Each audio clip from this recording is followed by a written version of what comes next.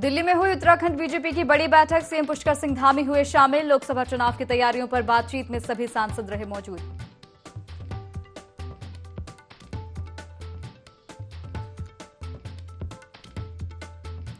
देश भर में मनाया जा रहा शौर्य दिवस। देहरादून में सीएम धामी कारगिल शहीदों को देंगे श्रद्धांजलि। राज्य के 75 सैनिकों ने इस युद्ध में देश की रक्षा में अपने प्राण किए थे न्यौछावर।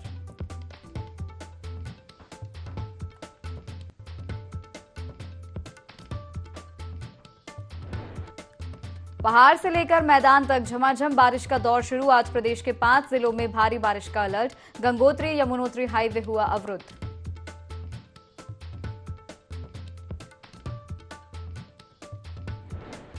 अवैध शराब के खिलाफ पुलिस की कार्रवाई जारी। जोशीमठ पुलिस ने शराब का बड़ा जखीरा किया जब्त। 80 लीटर कच्ची शराब और 700 लीटर लहान के साथ 3 आरोपी गिरफ्तार।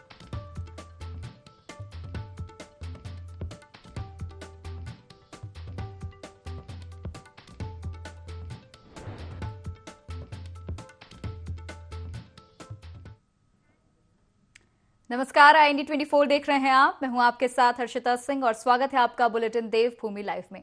बुलेटिन की शुरुआत तमाम बड़ी खबरों के साथ करेंगे, जहां काशीपुर के मुरादाबाद रोड स्थित नवीन कृषि मंडी गेस्ट हाउस में कैबिनेट मंत्री सौरभ बहुगुणा ने भाजपा कार्यकर्ताओं के साथ एक बैठक की, जिसमें मिशन 2024 के चुनाव को लेकर टिप्स दिए। इस दौरान उन्होंने कहा कि पशु क्रूरता की घटनाएं तेजी से बढ़ रही हैं, जिस पर हमने सैकड़ों मुकदमे दर्ज किए हैं। पशु क्रूरता करते कोई भी व्यक्ति पकड़ा जाता है तो उसके खिलाफ कानूनी कार्रवाई अमल में लाई जाएगी। हमारी कोशिश है कि पार्टी के कार्यकर्ताओं और संगठन के लोगों से मिलते रहें और धरातल पर आम जनता की जो समस्याएं हैं उनके लिए चर्चा की जाए।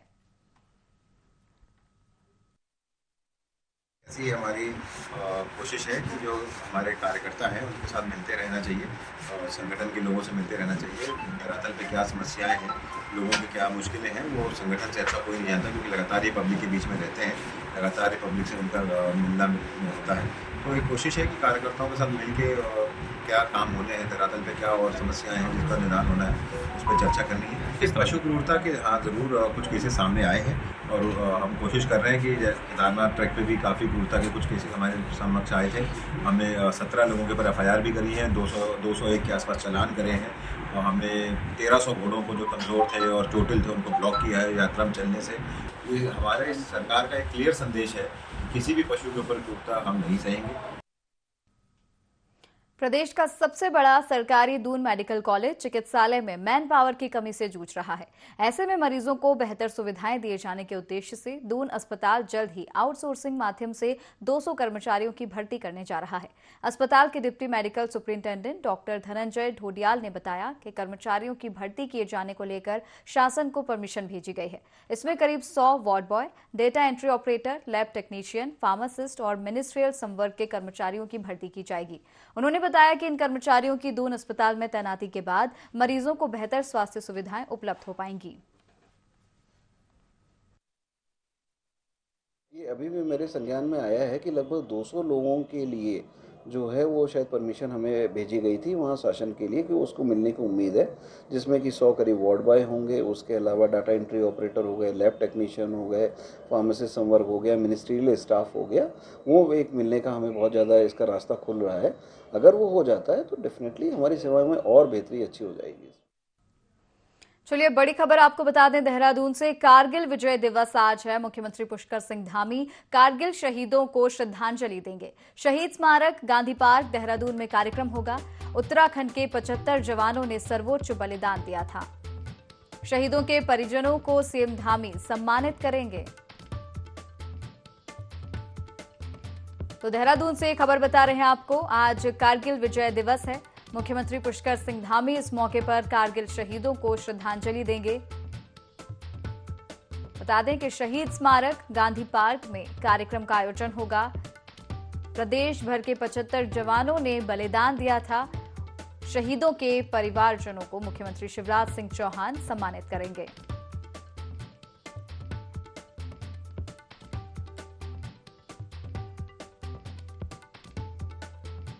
इस खबर पर और ज्यादा जानकारी लेंगे। संवाददाता विनय हमारे साथ लाइव जुड़ गए हैं। विनय, कारगिल विजय दिवस से आज मुख्यमंत्री पुष्कर सिंह धामी कारगिल शहीदों को श्रद्धांजलि देंगे। जी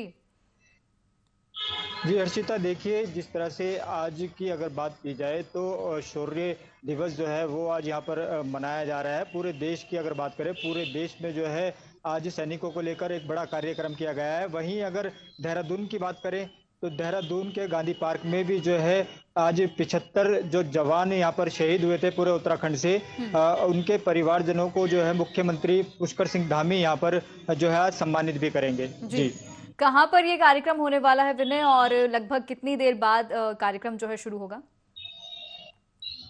जी बिल्कुल, देखिए यहाँ पर बात की जाए तो जो कार्यक्रम का आयोजन किया गया है वो देहरादून गांधी पार्क में किया गया है, जिसमें बड़ी संख्या में शहीदों के जो परिवार के लोग हैं वो यहाँ पर पहुंचे हैं और जल्द ही मुख्यमंत्री पुष्कर सिंह धामी भी यहाँ पर शिरकत करने वाले हैं। इस दौरान वो जितने भी यहाँ पर शहीद रहे हैं उनके परिवार वालों को जो है यहाँ पर उस तरीके से सम्मानित भी किया जाएगा। जी बिल्कुल, धन्यवाद आपका तमाम जानकारी साझा करने के लिए।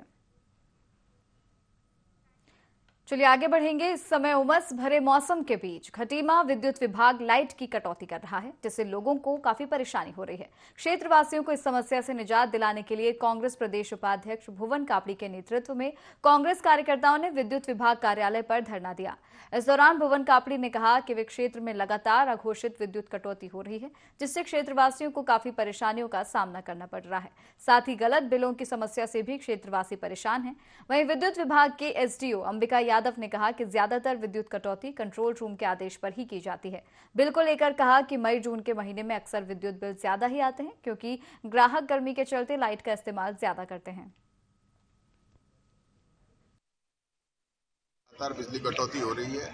क्षेत्र में बहुत ज़्यादा इस समय गर्मी का माहौल है, लोग बहुत परेशान हैं। बिजली कटौती से 4-4, 6-6 घंटे की कटौती हो रही है, जिससे किसानों को जो है फसल बोने में दिक्कत आ रही है। लगातार बिजली के बिल दुगने आ रहे हैं। बिजली के दामों में लगातार वृद्धि और बिजली की कटौती लगातार अघोषित, पता नहीं कितने घंटे तक हो जाए। तो इसके खिलाफ पूरे क्षेत्र में रोष व्याप्त है और हम सब लोग इसके खिलाफ प्रदर्शन करने के लिए आए हैं। कि कटौती जो भी होती है वो कंट्रोल के निर्देश पे होती है, लोकल स्तर पर कोई कटौती नहीं होती है। हाँ, कभी कभी जब लाइनों में फॉल्ट आती है तो उसको दुरुस्त करने के लिए लोकल स्तर पे कटौती की जाती है। जो बिजली के बिल आ रहे हैं वो मीटर से रीडिंग के आधार पर आ रहे हैं और इसके लिए मीटरिंग का अलग डिपार्टमेंट भी है। यदि किसी को ऐसा डाउट होता है कि मेरा ज़्यादा बिल आ रहा है तो उसके लिए चेक मीटर का प्रावधान है। क्या है कि एक्चुअली गर्मी के दिनों में मई जून जुलाई में और माह की तुलना में बिल ज़्यादा ही आता है, क्योंकि कंजम्पशन भी बढ़ जाता है और थोड़ी रेट भी बढ़ी है और थोड़ी सी कंजम्पशन भी बढ़ी है। इससे लोगों को लग रहा है कि बिल ज़्यादा है। उत्तरकाशी जिलाधिकारी ने पुरोला तहसील क्षेत्र के गांवों का निरीक्षण किया और अतिवृष्टि से हुए नुकसान को लेकर प्रभावितों की मदद के लिए अधिकारियों को हिदायत दी। इस दौरान जिलाधिकारी ने बड़कोट तहसील के गंगनानी में पहुंचकर आपदा से हुए नुकसान का जायजा लिया, जहां करीब 21 से ज्यादा परिवार प्रभावित हुए हैं।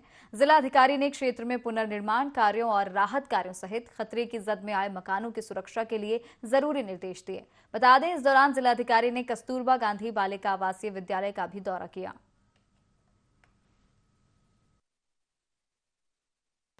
अतिवृष्टि की घटना हुई थी, जिसके कारण नगर क्षेत्र में और आसपास के ग्रामीण इलाकों में भी उसका नुकसान हुआ, जिससे कृषि भूमि, लोगों के घरों में मलबा गया और सड़क पे भी अनेक स्थानों पे एनएच बंद रहा काफ़ी समय तक और उसके कारण यहाँ आने वाले जो यमुनोत्री के लिए श्रद्धालु हैं उनको भी काफ़ी परेशानी का सामना करना पड़ा। पूर्व मुख्यमंत्री हरीश रावत और पार्टी के प्रदेश अध्यक्ष करण माहरा का कहना है कि हिमालय राज्य होने के नाते उत्तराखंड में टाउनशिप का कोई औचित्य नहीं है और ये सरकार काल्पनिक बातें कर रही है। उन्होंने कहा कि विगत कई दिनों से डलवाला में किसान आंदोलन कर रहे हैं, लेकिन यदि वहां एरो सिटी का निर्माण होता है तो किसानों की किसानी समाप्त हो जाएगी और एरो सिटी से गन्ना उत्पादन क्षेत्र भी खत्म हो जाएगा। इससे डोईवाला स्थित चीनी मिल पर भी संकट मंडरा रहा है। उन्होंने कहा कि इंटीग्रेटेड सिटी से डोईवाला, हरिद्वार, रायवाला आपस में जुड़ जाएंगे और देहरादून का सारा दबाव दूसरी तरफ चला जाएगा। हरीश रावत का कहना है कि बड़े शहरीकरण से समस्याओं का अंबार लग जाएगा, जो कि देहरादून के हित में नहीं है और इंटीग्रेटेड टाउनशिप्स हजारों लोगों पर रोजी रोटी का संकट गहरा जाएगा।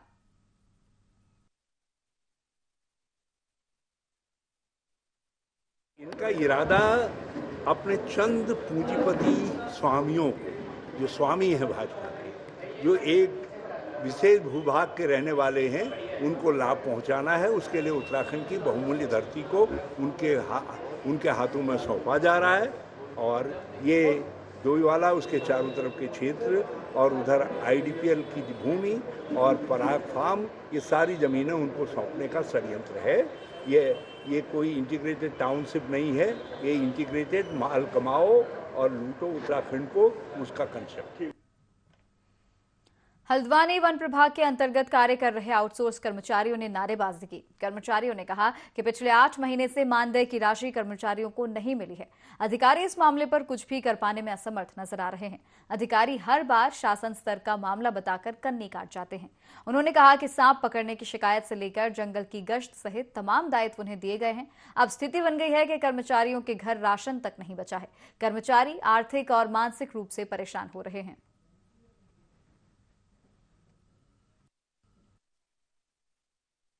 जो सभी आउटसोर्स कर्मचारी ये लोग आए हैं, हमारी ये मांग है कि वेतन पे हमारी मांग है। 7-8 महीने हो गए हमें और हमें तो वेतन नहीं दिया गया है। और हमारा जो काम है, हम लोगों को 24 घंटों काम कराया जाता है। मैं तो रात को 12-12 1-1 बजे तक सांप पकड़ने जाता हूँ, तब भी इन लोगों का विभाग का ऐसी रहता है। अभी को समय पर वेतन किसी को नहीं देना है, न कुछ करना है। ये बेचारे देखो कैसे बच्चे पाल रहे हैं, क्या कर रहे हैं। अधिकारियों का क्या कहना है? अधिकारी कह रहे हैं कि शासन का मामला है, यहाँ का कोई मामला नहीं है। शासन से जो आदेश आएगा ये बात हुई बता रहे हैं हम लोग। जी, हमको 6-7 महीने से तनख्वाह नहीं मिली है और ये परेशानी हो रही है कि हम बच्चों की फीस कैसे भरें। अधिकारी लोग ये कह रहे हैं कि ये शासन का मामला है, अब हम करें तो करें क्या। अब क्या करें, ऐसे उधार में चल रहा है सब जगह। लालाओं का उधार, स्कूल की फीस उधार, क्या करें, परेशानी हो रही है। कोई है भी नहीं आगे पीछे कमाने वाले, हम किससे कहें तो। उत्तराखंड भाजपा अल्पसंख्यक मोर्चा के प्रदेश अध्यक्ष इंतजार हुसैन सितारगंज पहुंचे। अल्पसंख्यक मोर्चा के मंडल अध्यक्ष शाहनवाज हुसैन के नेतृत्व में उनका स्वागत हुआ। इस दौरान प्रदेश अध्यक्ष ने प्रधानमंत्री नरेंद्र मोदी द्वारा अल्पसंख्यकों को जोड़ने के लिए चलाए गए मोदी मित्र अभियान में लोगों को जोड़ा और मोदी मित्र बनाए। उन्होंने कहा कि प्रदेश में 1 लाख अल्पसंख्यकों को मोदी मित्र बनाने का लक्ष्य रखा गया है। केंद्र और प्रदेश की योजनाओं का लाभ अल्पसंख्यक तबके को मिल रहा है। स्वच्छ और साफ छवि के लोगों को मोदी मित्र बनाया जा रहा है, जिसमें उन्हें सर्टिफिकेट दिए जा रहे हैं। इसके बाद आई कार्ड भी मोदी मित्रों को उपलब्ध कराए जाएंगे। कितनी बड़ी संख्या में यहाँ सितारगंज विधानसभा के कार्यकर्ताओं में एकजुटता के साथ भारतीय जनता पार्टी की विचारधारा को आगे बढ़ाने का काम कर रहे हैं। सभी का मैं धन्यवाद, हार्दिक आभार व्यक्त करता हूँ। आज पूरे प्रदेश के अंदर मोदी मित्र बनाने का कार्यक्रम चल रहा है। भारतीय जनता पार्टी आदरणीय नरेंद्र मोदी जी की विचारधारा को आगे बढ़ाने का काम करेंगे। ऐसे सामाजिक जिनका समाज में अच्छा प्रभाव रहता है, ऐसे लोगों को हम मोदी मित्र बनाने का कार्यक्रम हमारा चल रहा है। चंपावत पुलिस ने एसपी देवेंद्र पिंचा के निर्देश पर साइबर ठगों के खिलाफ कड़ी कार्रवाई की। ऑनलाइन ठगी के शिकार हुए जिले के 3 लोगों के खाते में करीब 1.5 लाख रुपए की धनराशि वापस करवा दी गई। इसके अलावा पुलिस ने फेसबुक पर फर्जी आईडी बनाकर महिलाओं को परेशान करने वाले 2 आरोपियों को गिरफ्तार किया।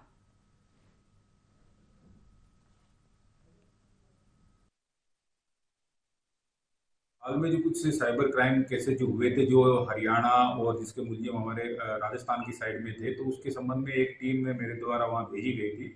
तो उस टीम ने जो साइबर ठगी केसेस थे उसमें लगभग 1,61,000 रुपया जो पीड़ित थे उनको हमने वापस करवा दिए हैं।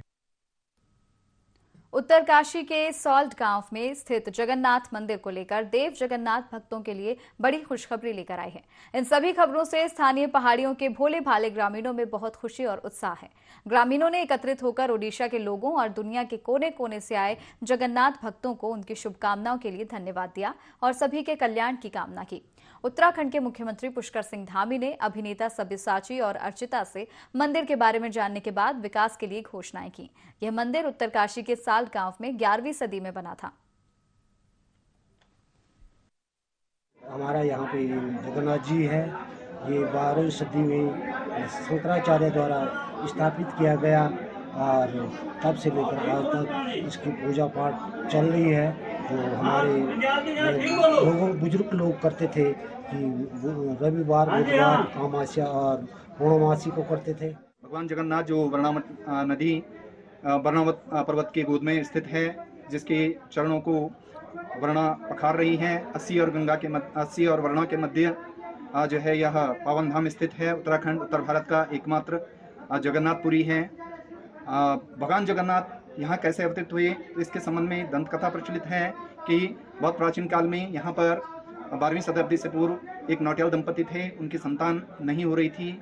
अपनी पुत्र कामना को लेकर के भगवान जगन्नाथ जी की पुरी की यात्रा करते हैं और वहाँ भगवान जगन्नाथ जी से वरदान प्राप्त करते हैं। बढ़ेंगे अगली खबर की ओर। पीजी कॉलेज लोहाघाट में एडमिशन की मांग को लेकर छात्र संघ पदाधिकारियों और कॉलेज प्रशासन के बीच चल रहा विवाद थमने का नाम नहीं ले रहा है, जिसके चलते कॉलेज में फर्स्ट ईयर की एडमिशन प्रक्रिया ठप हो गई है।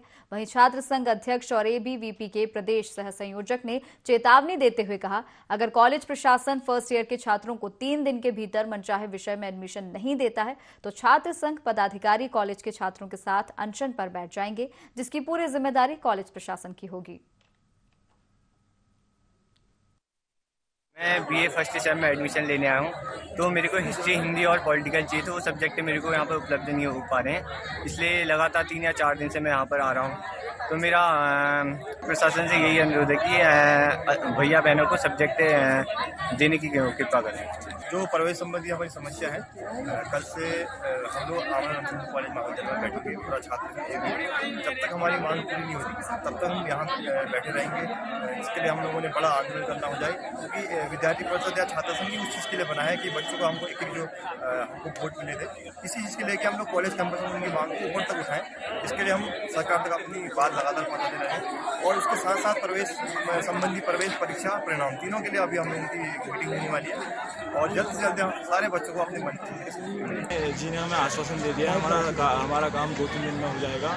और प्रिंसिपल मैम ने अपनी तरफ से भी एक प्रस्ताव भेजा है, उसमें भी हमने लिखा है कि सीट बढ़नी चाहिए। अब हम 2-3 दिन का टाइम दे रहे हैं, फिर नहीं तो फिर 3 दिन बाद हम आंदोलन अनशन में बैठेंगे और बच्चों की मांग के लिए लड़ते रहेंगे। राजधानी देहरादून की सड़कों पर अनियंत्रित रूप से दौड़ रहे ई रिक्शा को लेकर नए सिरे से गाइडलाइन तैयार की गई। गाइडलाइन के तहत ई रिक्शा को उन जगहों पर संचालित नहीं किया जाएगा जहां ज्यादा ट्रैफिक और भीड़भाड़ होती है।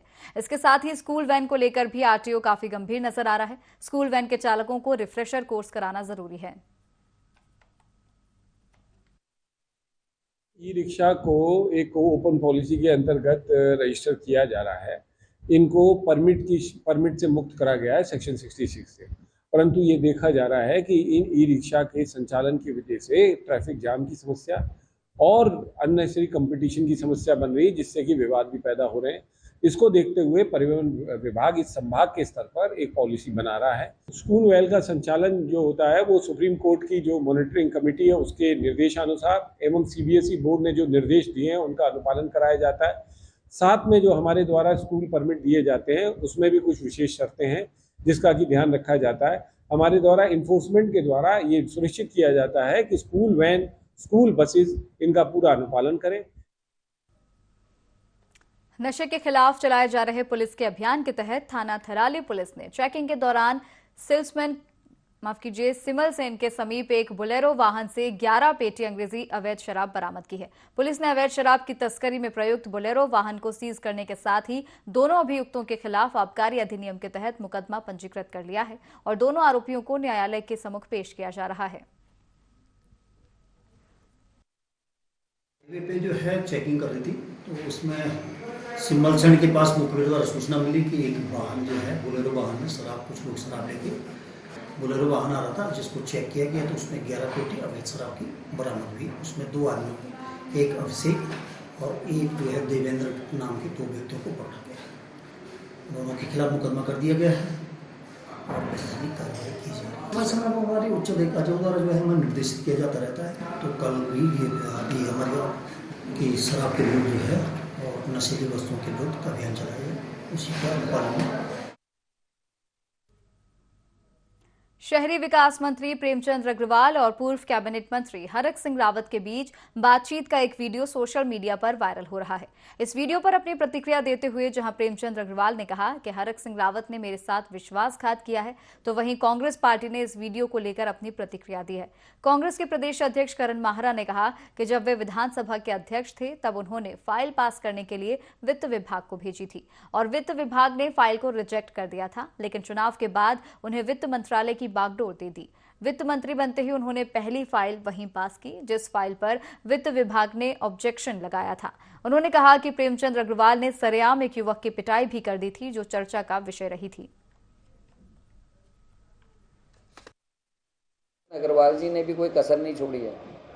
जब वो विधानसभा के अध्यक्ष थे, एक फाइल पास करने के लिए उन्होंने वित्त विभाग को भेजी और वित्त विभाग ने उसको रिजेक्ट करके भेज दिया। और चुनाव के बाद उनको वित्त मंत्रालय मिल गया। वित्त मंत्रालय बनते ही पहली फाइल उन्होंने वही पास की जिसमें वित्त विभाग ने ऑब्जेक्शन लगाया था। और एक व्यक्ति को अभी हाल ही में जो घटना घटी है पिटाई वाली, वो भी है। तो आचरण की बात तो उसी के मुँह से अच्छी लगती है जिसका आचरण खुद का ठीक हो। मैं अगर कहूँ कि गुस्सा नहीं करना चाहिए तो अच्छा नहीं लगेगा कि मैं खुद गुस्से वाला हूँ, और मैं दूसरे से कहूँ कि गुस्सा ना करें तो ये ठीक नहीं रहता। प्रदेश में चारधाम यात्रा जोरों पर है, लेकिन मौसम लगातार बाधा बन रहा है, जिसके चलते चारधाम यात्रा में लोगों का आना अब कम हो गया है। पिछले कुछ दिनों से लोगों ने होटलों की जो बुकिंग की थी वह 90% कैंसिल करा चुके हैं। आईजी गढ़वाल KS नगन्याल का कहना है कि पिछले दिनों से यात्रियों की संख्या काफी कम हुई है, लेकिन फिर भी लोग चारधाम यात्रा पर जा रहे हैं, क्योंकि शुरुआती दौर में लाखों की तादाद में यात्री चारधाम यात्रा जा रहे थे। जिस दिन सड़कों पर मलबा आ जाता है उस दिन यात्रियों की संख्या घट जाती है। रोड क्लियर रहती है तो श्रद्धालु लगातार चारधाम की यात्रा करते हैं।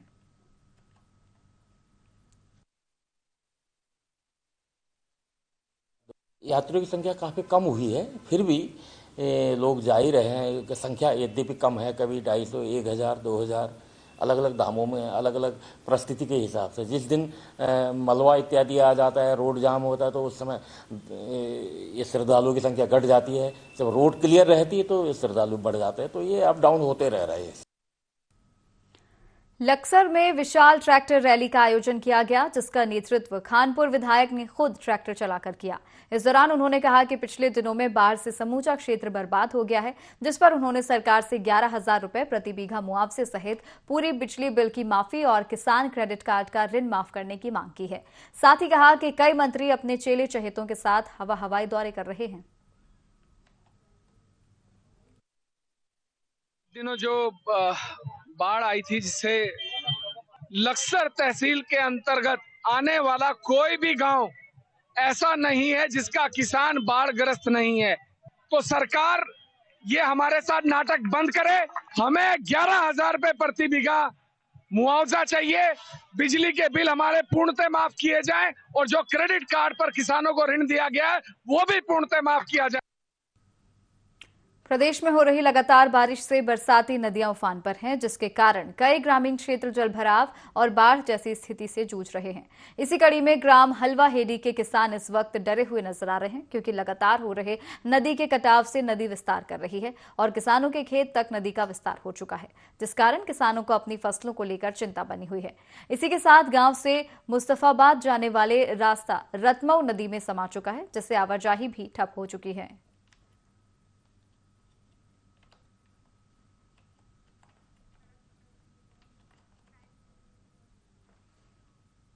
लोहाघाट में दिनों दिन बिगड़ती जा रही कानून व्यवस्था, युवाओं में बढ़ते नशे की प्रवृत्ति बढ़ रही है। आए दिन वाहनों की चोरी, बाहरी व्यक्तियों की आवाजाही पर पुलिस ने अब तक किसी तरह की कार्रवाई नहीं की है। इससे लोहाघाट की जनता भड़क गई है। नगर पालिका अध्यक्ष गोविंद वर्मा और व्यापार मंडल अध्यक्ष भैरव दत्त राय के नेतृत्व में आक्रोश रैली निकाली, जिसमें नगर के सैकड़ों लोग शामिल हुए। लोगों ने कहा, शहर में आए दिन अराजक तत्वों का बोलबाला बढ़ता जा रहा है। होटल में खुलेआम शराब बिक रही है, युवा स्मैक के नशे का शिकार हो रहे हैं। आए दिन लोगों के वाहनों की चोरी हो रही है, पर पुलिस प्रशासन इस पर लगाम लगाने में पूरी तरह नाकामयाब है, जिस कारण लोगों में भय व्याप्त है। वहीं मुख्यमंत्री को ज्ञापन भेजा है।